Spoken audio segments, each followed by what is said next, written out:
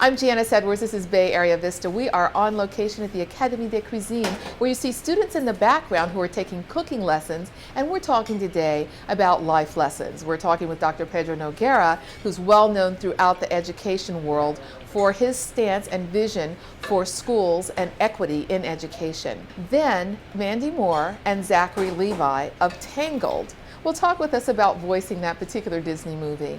And a special segment with Hospice of the Valley on how to deal with loved ones preparing for life's final transition.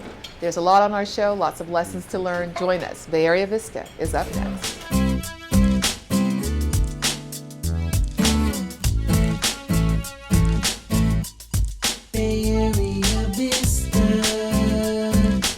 Welcome to Bay Area Vista. I'm Janice Edwards. Today we're focusing on life lessons and talking with Dr. Pedro Noguera, who is really a rock star in the world of education. He's been named by Hispanic Business Magazine as one of the top 100 influential Hispanics in the United States. In addition to his Ph.D. from UC-Berkeley, he has honorary doctorates from the University of San Francisco and Bank Street College. Pedro, it's wonderful to see you again. Thank you for joining us here on Bay Area Vista. Thanks for having me. And welcome back to the Bay Area. It's great, always great to be back in the Bay Area. You know, you, as I mentioned, you're the author of 7 books. When it comes to public education, you are a strong advocate for public education, but a strong critic of what's not working well. The documentary Waiting for Superman is focused a lot on that and seemed to indicate that charter schools are the answer, but that's not what you say. What do you think has to change for our education system to really work well? Yeah. Well, it's important to keep in mind that public schools are the only institution in this country that serves all children, regardless of their backgrounds. Charter schools don't do that, private schools certainly do that. And so it's very important that we make sure that even as we critique, and we need to critique the way public schools function, that we don't do it to the point where we start to dismantle that system, because that system is so vital to our whole country and to our well-being as a nation.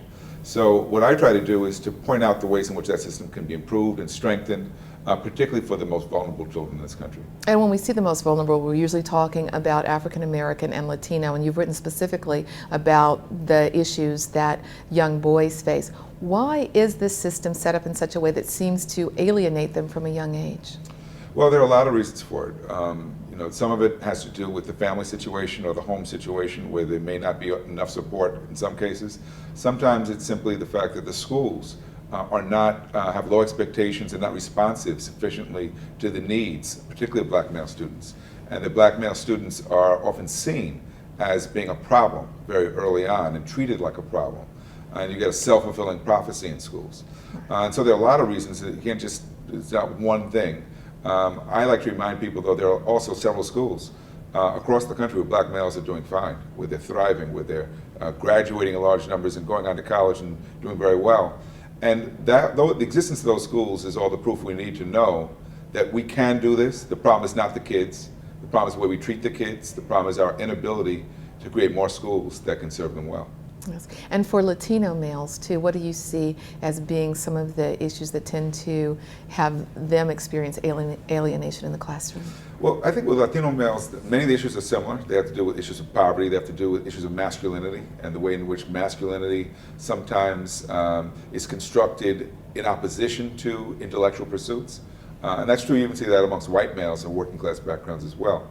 But with Latino males, you're also seeing immigration as a real challenge, because the number one reason why immigrant students drop out of school is to work. They drop out to work to support their families, to support themselves.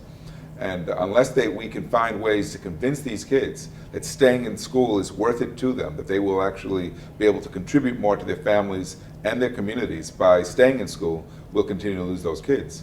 You've been working in the education field for a number of years. Are you optimistic or pessimistic when it comes to what you expect to see in our country, say in the next 5 years, regarding education?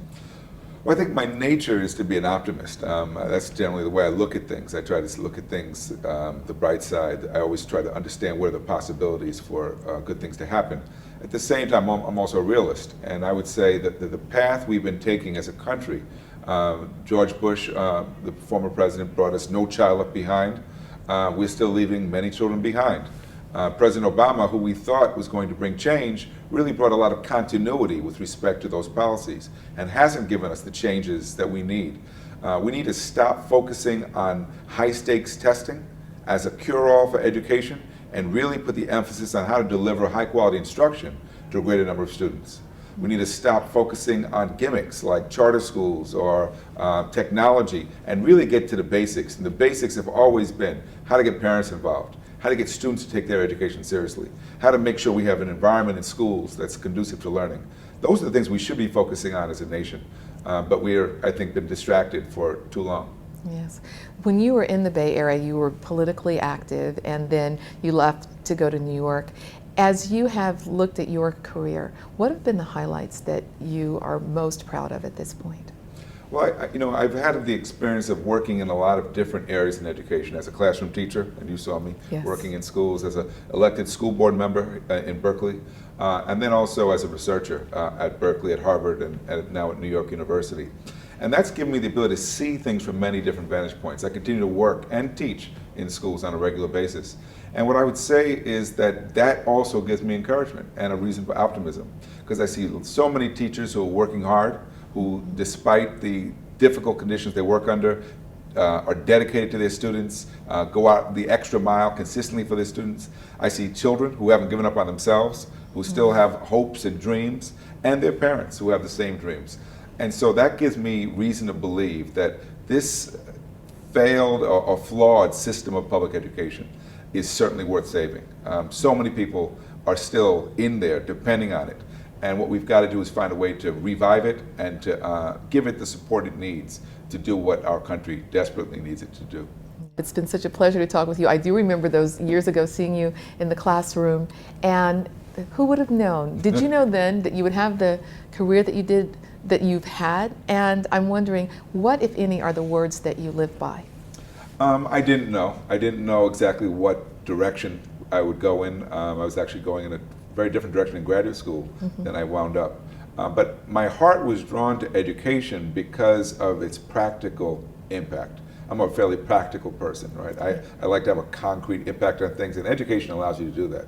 I still get to meet former students all around the country now who are principals and superintendents and elected officials, and it makes me feel good about being an educator.